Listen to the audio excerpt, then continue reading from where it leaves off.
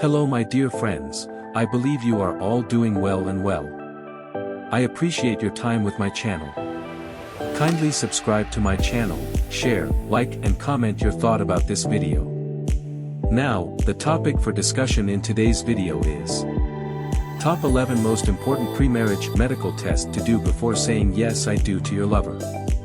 Marriage is a big step, and if you plan to live with someone else for the rest of your life, there are certain medical tests you should do before getting married.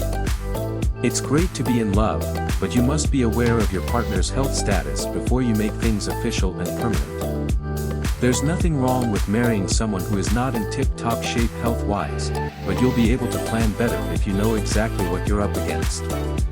These tests will help you plan your money and your life to accommodate each other's health needs.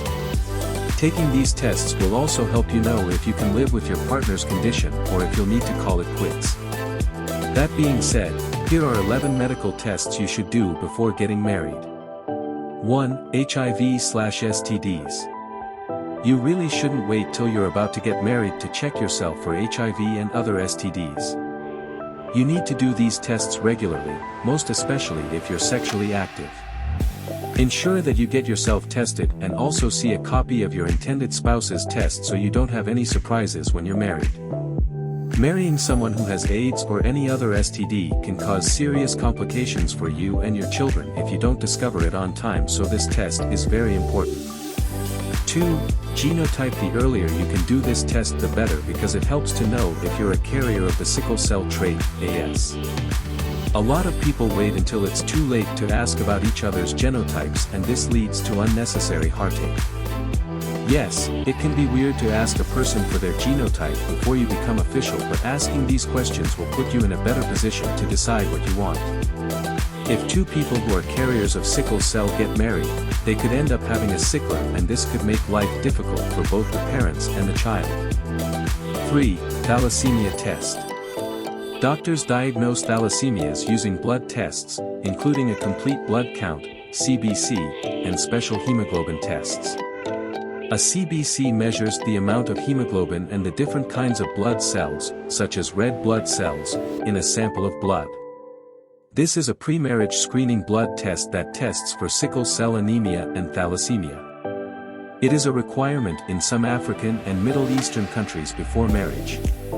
This is a hemoglobin electrophoresis test and is sometimes called a genotype or phenotype test. 4. Testing for genetic blood disorders. To know about passing down genetic diseases to your children, premarital DNA genetic testing is advised, especially if you have relatives with genetic-based disorders.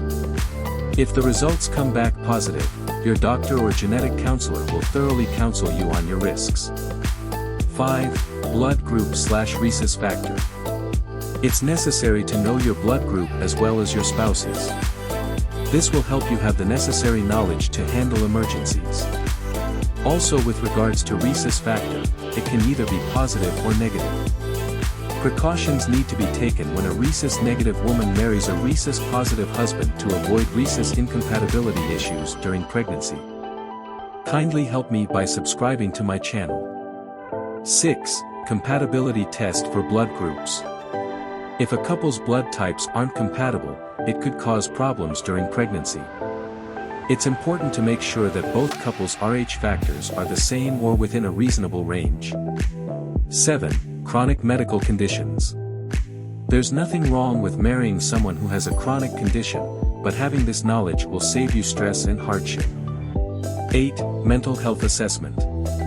With the growing rate of domestic violence-related deaths in the country, it's important for you to know the mental health status of your intended spouse. It seems like a difficult thing to ask, but you can and should find a way to discover if your partner has a mental health issue that needs to be addressed. If they do, the sooner they get help, the better. 9. Ovary examination. Women who marry later in life are encouraged to have an ovarian test performed first. The generation of egg cells decreases in women in their 30s. This makes family planning more challenging.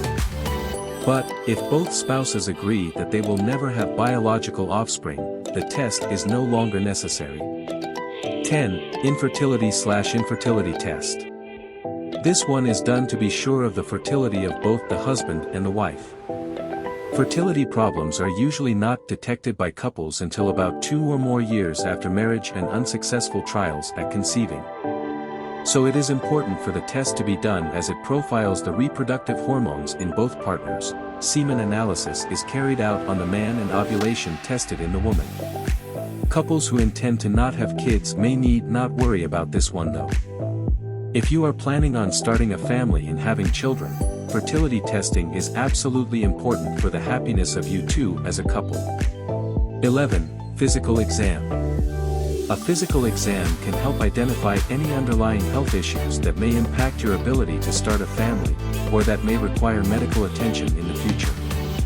It's important to get a physical exam before your wedding day to ensure that you're in good health and to address any concerns. This is the end of today's video lesson. Thanks a lot for being part of today's lesson. Please, like, share, comment and subscribe to my YouTube channel so that we can all learn together. Thanks again.